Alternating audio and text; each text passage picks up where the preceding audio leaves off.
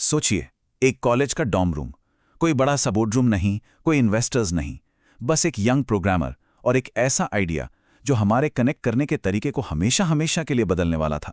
बस यहीं से शुरू हुई मार्क ज़करबर्ग और उस चीज की कहानी जो आगे चलकर फेसबुक बने। ये एक लाइन सच कहूं तो पूरी कहानी बता देती है। कभी कभी ये भूलना बहुत आसान हो जाता है कि इस अरबों डॉलर की कंपनी के पीछे एक ऐसा लड़का था जिसे बस कोड लिखने का जुनून था। तो सवाल ये है, कोई इतनी बड़ी छलांग लगाता कैसे है? चलिए उस सफर को करीब से देखते हैं जिसने ये सब मुमकिन कर दिखाया। तो कहानी शुरू होती है साल 1984 में न्यूयॉर्क से।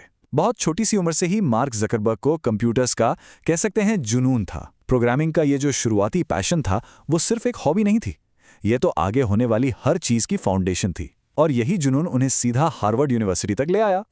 और हार्वर्ड जैसे कॉम्पिटिटिव माहौल में ज़करबर्ग के इस प्रोग्रामिंग के जुनून को एक आउटलेट मिल गया।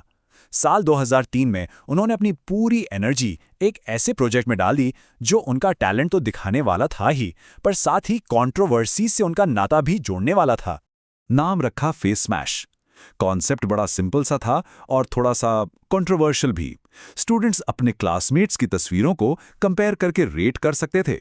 लेकिन हैरानी की बात तो इसकी स्पीड थी। दिनों की बात छोड़ो, ये तो घंटों में वायरल हो गया। कैंपस में बिल्कुल आग की तरह फैल गया और इसने हमें ऑनलाइन सोशल इंटरैक्शन की वायरल पावर की पहली झलक दी। लेकिन एक बहुत बड़ी प्रॉब्लम थी। फोटोज बिना परमिशन के यूज की गई थीं, सीधा सीधा प्राइवेसी का उल्लंघन। तो यूनिवर्सिटी ने फौरन एक्शन लिया और साइट बंद करवा दी। अब किसी और के लिए यह शायद कहानी का एंड होता, एक शर्मनाक गलती, पर ज़करबर्ग के लिए यह एक बहुत बड़ा लेसन था। तो क्या कहानी यहीं खत्म हो गई? एक छोटा सा कंट्रोवर्शियल प्रोजेक्ट जो आया और गया? बिल्कुल नहीं। असल में फेस मैश की जो राख थी ना, वही उस जमीन की खाद बनी जहां से कुछ बहुत बड़ा उगने वाला था। देखिए, फेस मैश के फेलियर से एक चीज साफ हो गई। लोगों को ऑनलाइन कनेक्ट तो करना था, पर एक ऐसे प्लेटफॉर्म पर जो उनकी मर्जी और असली आइडेंटिटी पर बेस्ड हो। और बस यही वो चिंगारी थी जिसने एक ऐसे आइडिया को हवा दी जो दुनिया बदलने वाला था। और फिर साल 2004 में लॉन्च हुआ द फेसबुक। आइडिया सिंपल था, प्रोफाइल बनाओ, फ्रेंड्स ऐड करो और कनेक्ट हो जाओ। लेकिन इसके पीछे की सोच बहुत गहरी थी। ये सिर्फ ऑनलाइन आने के बारे में नहीं था, ये था अपनी रियल लाइफ के सोशल सर्कल को एक डिजिटल स्पेस में लाना, एक असली कम्युनिटी बनाना। शुरुआत में तो ये सिर्फ हार्वर्ड के लिए एक एक्सक्लूसिव क्लब जैसा था, पर आइडिया में इतना दम था कि इसे रोकना नामुमकिन था। एक आईवी लीग से दूसरे, फिर पूरे देश की यूनिवर्सिटीज, और देखते ही देखते पूरी दुनिया में इसकी डिमांड जैसे रुकने का नाम ही नहीं ले रही थी। लेकिन ऐसी जबरदस्त सक्सेस हो और उस पर किसी की नजर न पड़े, ये कैसे हो सकता है? सक्सेस के साथ ही आए इल्जाम और एक ऐसी लीगल बैटल जिसने इस नई नवीली कंपनी की नींव हिलाने की धमकी दे डाली।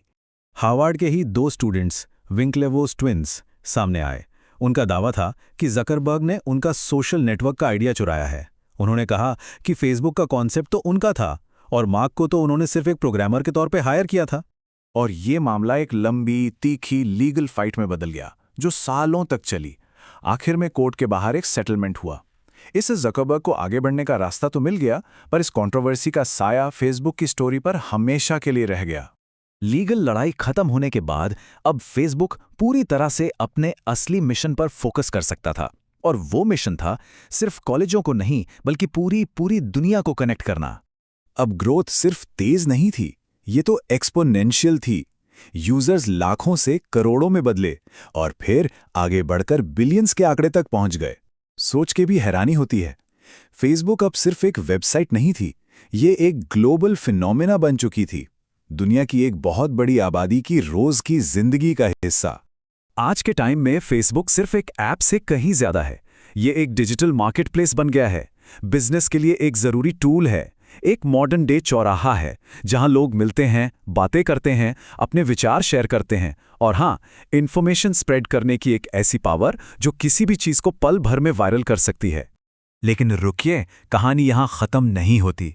कंपनी का नाम बदलकर मेटा प्लेटफॉर्म्स रखना, यह साफ साफ इशारा है ज़करबर्ग के अगले बड़े गोल की तरफ, और वो गोल है मेटावर्स, इंटरनेट के फ्यूचर का एक नया विजन। जब भी इस बारे में सोचो तो कमाल ही लगता है ना? ये सब कुछ, बिलियंस ऑफ यूजर्स, दुनिया पर इतना इम्पैक्ट, इतनी कंट्रोवर्सीज, सब शुरू हुआ एक सिंपल से आइडिया से, एक कॉलेज स्टूडेंट के दिमाग से, उसके डॉर्म रूम में। ये एक जीता जागता सबूत है कि कैसे एक पैशन से भरा विजन पूरी दुनिया को बदल सकता है। तो ये एक बहुत बड़ा सवाल खड़ा करता है, नहीं? इसी वक्त किसी ना किसी के दिमाग में वो अगला बड़ा आइडिया कौन सा है, अगली रेवोल्यूशन शायद बस कुछ लाइंस ऑफ कोड दूर हो।